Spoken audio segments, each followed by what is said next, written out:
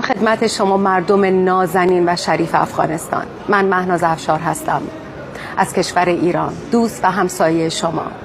خواستم اینجا بهتون بگم که تمام تلاشی که دارید میکنید، تمام زحماتی که دارید میکشید برای گرفتن حقتون رو همه ما میبینیم. خواستم احترام خودم رو به شما بگم.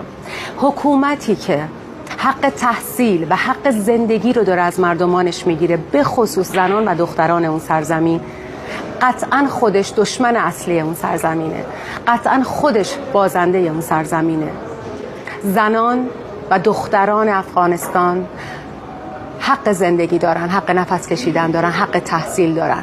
کوتاه نیاین. بازنده اصلی حکومتی است که نمیخواد بفهمه، چون مغزش پوسیده است، چون میخواد که زن ستیز باشه، مردم ستیز باشه، چون اصلا دلش برای پیشرفت مملکتش نمیسوزه.